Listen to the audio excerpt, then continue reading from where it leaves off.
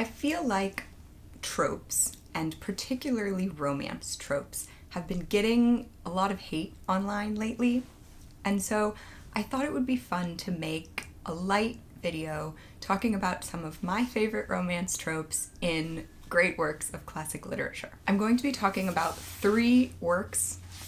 First, Much Ado About Nothing by William Shakespeare, which was published in 1598. Second, Pride and Prejudice by Jane Austen, which was published in 1813. And third, Miss Pettigrew Lives for a Day by Winifred Watson, which was published in 1938. So these 3 works together span several centuries of romantic storytelling. And I looked up, according to the Romance Writers Association of America, the requirements for a work to qualify as a romance book. And the 2 requirements that I found were, one, that the romantic plot arc has to be central to the storytelling. Essentially, if you took that out, there wouldn't really be a story. And the second is everyone has to get a happy ending. Or at least the deserving characters have to get a happy ending. And all 3 of these works, while I'm sure there is debate and discussion to be had about whether they would technically qualify, all 3 of these works meet those 2 requirements. So I thought it would be fun to take a look at how the romantic tropes in them function. Starting with Much Ado. Surely I do believe your fair cousin is wronged. But the man might deserve of me who would write her. Is there any way to show such friendship? Very even way. But no such friend. I'm going to give a quick summary, so if you know what this is about, go ahead and jump to the next chapter. This is one of Shakespeare's comedic plays. It involves the love lives of 2 couples. The main couple is Benedick and Beatrice, and then the secondary couple is Hero and Claudio. Benedick and Beatrice are smart and clever and always clashing in their friend group. They are both avowedly single for life and have potentially some kind of mysterious romantic past, but now every time they meet, they are engaged in what Shakespeare calls a merry war. But then one summer, their friends get together and play a little trick on them. They stage 2 conversations, one for Benedick to overhear and one for Beatrice to overhear, in which they pretend to be gossiping about how each has fallen in love with the other. And that ploy allows Benedick and Beatrice to both come to terms with their true feelings for each other, and eventually they fall in love. The second couple, Hero and Claudio, begin the play as strangers. Claudio sees Hero across a room and is instantly smitten with her. Claudio then begins to court her. But when a nefarious villain tricks Claudio into believing that he has seen Hero kissing someone else, Claudio falls for it hook, line, and sinker. Hero is eventually able to prove her innocence, and after Claudio makes sufficient penance, Claudio and Hero end up together. The play culminates in the 2 marriages. The principal trope employed in the relationship between Benedick and Beatrice is, of course, enemies to lovers. From their first interactions, they are verbally sparring and bantering and generally trying to one-up each other. Their literal first interaction on the page, Benedick says, "What, my dear Lady Disdain, are you yet living?" And Beatrice replies, "Is it possible Disdain should die while she hath such meat food to feed it as Signor Benedick?" So from the first instant, they are engaged in this passionate rivalry. This trope works so well because instead of starting these 2 out as strangers, by starting them out as enemies, Shakespeare shows you the passion that they already have brewing for each other.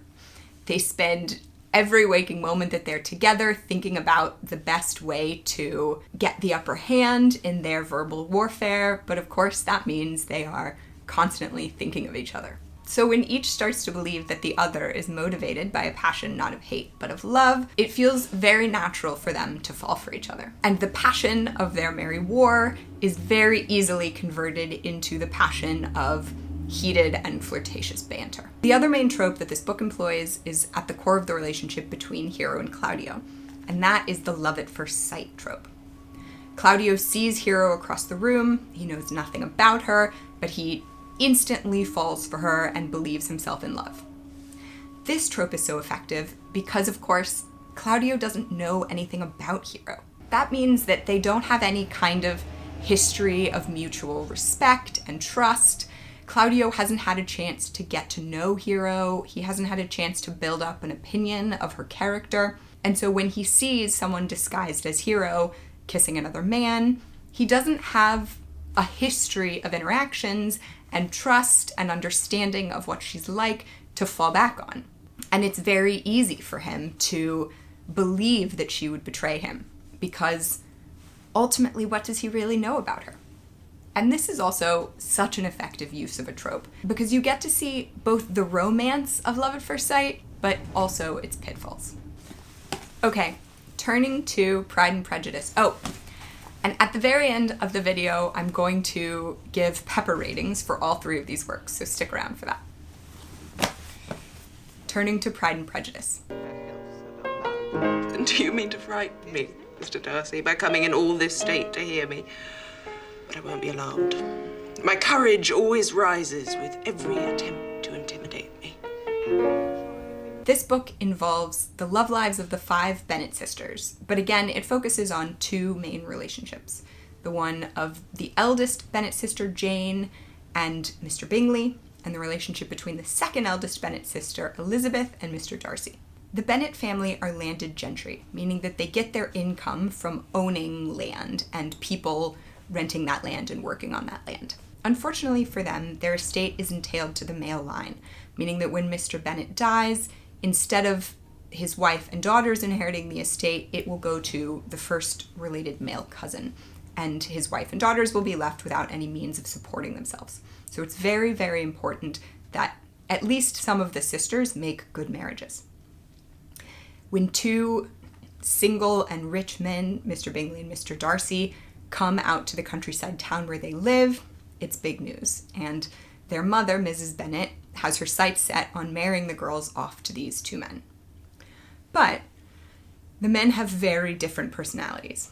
Mr. Bingley, one of my absolute favorite himbos in all of literature, though we'll come back to that, is genial, he's handsome, he's a social butterfly, he dances with all of the women at the ball. And by contrast, Mr. Darcy is very stern and shy. He's awkward, he's not good at socializing with people he doesn't know, and everyone in town concludes that he's proud. He thinks he's better than them because he's so much wealthier, and he just doesn't want to have anything to do with middle-class people. In the beginning third of the novel, it appears that Jane and Mr. Bingley are fast on the course to marriage. However, Mr. Bingley's sisters don't like Jane and her family, and Mr. Darcy also disapproves. So about a third of the way through the book, they convince Mr. Bingley that Jane doesn't share his affections and separate them by taking Mr. Bingley back to London. Mr. Darcy and Elizabeth start out really disliking each other. But over the course of the book, they keep meeting each other and bumping into each other over and over again, and eventually Mr. Darcy realizes that he's in love with Elizabeth, and throughout the course of several more meetings, Elizabeth eventually realizes that she's in love with Mr. Darcy too. Like Much Ado, Pride and Prejudice also ends with a double wedding. So turning to the tropes. The main trope in Elizabeth and Mr. Darcy's relationship is, you could say enemies to lovers, or you could also say, I think, grumpy and sunshine. And those 2 tropes really work together here because the differences in their personalities, in social settings, is really what sparks their initial animosity. Elizabeth is this very outgoing, fun, cheerful person. She loves to make jokes. She loves dancing and meeting new people. And as I said before, Mr. Darcy is quite taciturn. The first time they meet, he is not interested in meeting any new people. He's not interested in getting to know them.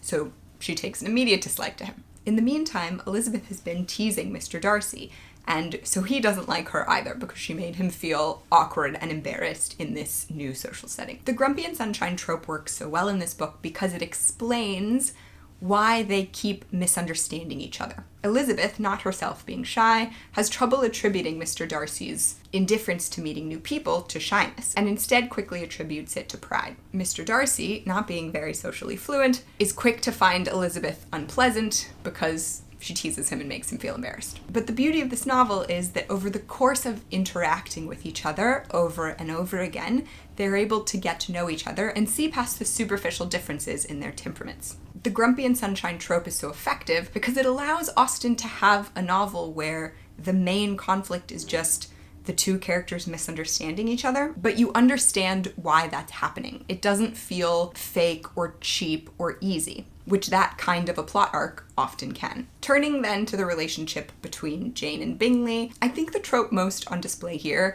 is the himbo trope. Mr. Bingley is active and outdoorsy and fun and handsome, but he's not that bright. And there are several times that Austen tells us this. First, she says very clearly that in understanding, Darcy was the superior. Bingley was by no means deficient, but Darcy was clever. Most importantly, for how the trope functions in the plot, Mr. Bingley considers Darcy so much smarter than him that he rarely trusts his own judgment when it's set up against Darcy's. That includes when Darcy tells him that the woman that he's been courting, that he's in love with, that he thinks is in love with him, actually isn't in love with him, and he should never see her again and move to London.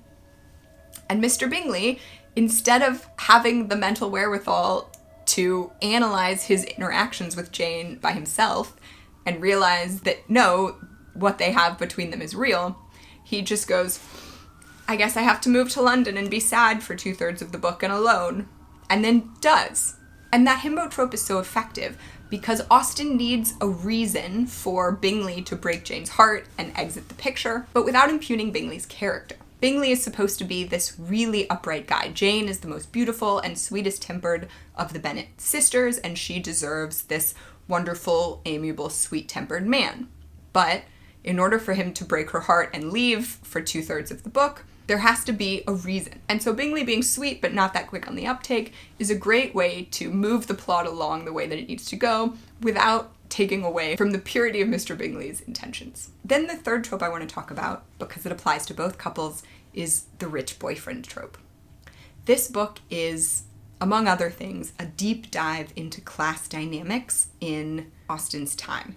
She is telling romantic stories, but she is also telling stories about the kinds of transactions, romantic transactions that people make and their motivations for doing them. Besides the two core relationships, there are actually two other couples that you see go from meeting to marriage in this book. One is between one of the younger Bennet sisters and a nefarious man named Mr. Wickham. That relationship shows the sort of thoughtless frivolity in which people can enter into marriage. It represents passion, but thoughtless passion, and Austen believes will lead probably to unhappiness. And then on the other hand, you have one of Elizabeth's dear friends who is in her late 20s and single and isn't very good looking according to everyone. And she ends up marrying Elizabeth's cousin who's going to inherit the family estate. He is a ridiculous man, but he's a good person and he has a good income and can provide Charlotte, is the friend, with a good life. And so even though she doesn't love him and in fact thinks he's kind of ridiculous, Charlotte marries him for purely economic reasons. And this represents the other extreme, right? You sort of have a spectrum running from Lydia and Mr. Wickham to Charlotte and Mr. Collins. And then in the middle of these two are Elizabeth and Jane. And Elizabeth and Jane both find love, but also marry these very wealthy men who are able to help their mother and sisters continue to have an income and a way of supporting themselves once the estate is entailed away. Turning to the third work, Miss Pettigrew Lives for a Day by Winifred Watson.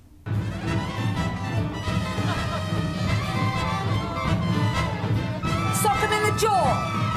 What? I'm a pianist, damn it, could ruin me. This is the story, again, of two core relationships. Miss Pettigrew, who is a 40-year-old impoverished governess, and Miss LaFosse, who is a 20-something jazz singer and aspiring actress. Miss Pettigrew, although a lady, has fallen on really hard times and is basically a day away from the workhouse. But she goes to a referral agency and they send her to Miss LaFosse under a mistaken belief that Miss LaFosse needs a governess.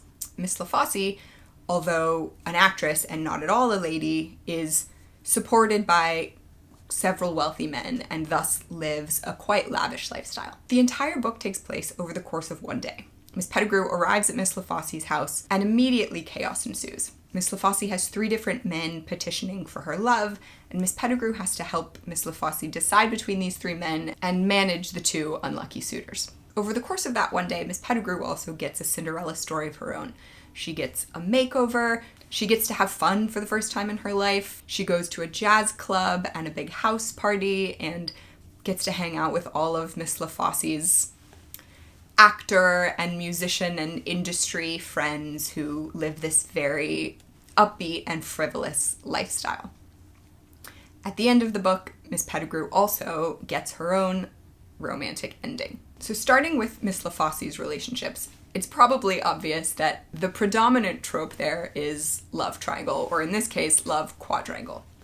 Miss LaFosse has to decide between 3 men who represent 3 very different values. On the one hand, there is Phil, who is possibly going to cast her in a role and represents some possibility of financial independence and professional success. There's then Nick, who pays for the apartment that she lives in and represents financial security. And then there's Michael, who doesn't really have any money, just got out of jail for brawling, but genuinely loves Miss LaFosse for herself, and he, of course, represents romantic love. The love quadrangle trope works so well here because by assigning each man a different value in Miss LaFosse's life, Watson is able to explore the importance of those different values to Miss LaFosse. So she's not just choosing between 3 personalities, she's choosing between the values that these men represent. Then there are 2 key tropes as relates to Miss Pettigrew. And they sort of relate to each other. They're late-in-life romance and the big makeover. Miss Pettigrew is in her 40s, which makes her at the time a spinster. And she had a romantic relationship in her youth, but he died young and they never were able to marry. And so Miss Pettigrew has basically given up on love. The other important thing to know about Miss Pettigrew is that she's a lady and has lived her life by the social norms of what's required for a lady. But once she meets Miss LaFosse, she's able to start taking some of those constraints off. By the end of the novel, she meets a man, Joe, who despite being very wealthy, works in industry. So he's not a gentleman, he has a job. And her parents would disapprove of her essentially marrying beneath her class, even though she's impoverished and he's very wealthy. And Miss Pettigrew goes through the process of having to unlearn all of these rules that she learned in her youth. And by coming into herself as a full adult and being able to make judgments about what she actually values as a woman of years and experience, she's able to get her happy ending. The other important trope is the makeover. The first several chapters of the book take place in Miss LaFosse's apartment with the men coming to the apartment. But eventually, Miss LaFosse and Miss Pettigrew hit the town. And in order to go hang out with Miss LaFosse's fancy friends, Miss Pettigrew has to get an entire makeover. This represents 2 things. First, it represents Miss Pettigrew coming into this new version of herself, physically changing the way that she is presenting herself to the world in a way that aligns with the change in her perspective. And also, it's when the book sort of shifts from being mostly about Miss LaFosse's love life and Miss LaFosse's drama to Miss Pettigrew actually getting to be a character in her own story. So the somewhat frivolous scene of Miss Pettigrew getting her hair done and trying on clothes and putting on makeup actually has 2 significant functions, a sort of thematic and a structural function in the novel that symbolically switch from the Miss Pettigrew we have at the beginning of the novel to the Miss Pettigrew who is able to grab her happy ending at the end of the novel. Okay, so those are my favorite tropes in these 3 works. Now let's talk about spice. The spice levels that I have been able to find on the internet are thus. 1 pepper is sweet or clean. 2 peppers is behind closed doors. There's sort of smoldering tension, but nothing shown. 3 peppers is open door, meaning there are some sex scenes on the page. Then 4 and 5 peppers are increasing levels of explicit sexual encounters. Now, none of these are going to come anywhere near the 4 to 5 pepper range. But a couple of them are surprisingly spicy in their own right. Now, Pride and Prejudice is a 1 pepper book. There is basically no physical contact between the characters the entire time, and while they do have some flirtatious banter, none of it is sexually suggestive. Much Ado About Nothing, I would say, is a 2 pepper book. Now, the characters, again, basically have 0 physical contact on the page. But the banter is very spicy. There's a scene, for instance, when Benedict and Beatrice have realized that they've fallen in love and their banter has turned from being very spiky and witty to being quite spicy and flirtatious, where Benedict says, "I do love nothing in the world so well as you. Is not that strange?" And Beatrice says, "As strange as the thing I know not. It were as possible for me to say, I loved nothing so well as you, but believe me not, and yet I lie not. I confess nothing, nor I deny nothing." And the thing that you have to know about this is that nothing at the time was a slang term for private parts. And so they, by repeating this word, nothing, they say nothing, how many times? 3, 4 times in 2 lines of dialogue, while talking about how they yearn for each other, which is quite spicy. Okay. Then, finally, Miss Pettigrew. I would give this 2 peppers as well, but 2 peppers leaning into 3. There is a lot of making out between Ms. Lafosse and the various men, and the way that that physical intimacy is described is quite spicy. So, for instance, there's one point where Nick comes in and is kissing Miss Lafosse and Miss Pettigrew is watching and she's a bit shocked. You get a real sense of the yearning and the heat in this physical intimacy, even though it's limited to kissing. There's also at the end a very sweet scene between Miss Pettigrew and Joe in a taxi where she kind of sidles over to him and cuddles up to him and he puts his arm around her and she's looking up at him and they're joking about lingerie. Even though the physical contact being described here is quite anodyne, the way that Watson describes it is pretty spicy. Okay, so there you have it. There are some of my favorite tropes and how they are employed in works of classic literature. I hope that you enjoyed this video. If you'd like to hear more from me, please consider subscribing. And thank you so much for spending some of your one wild and precious life with me watching this video.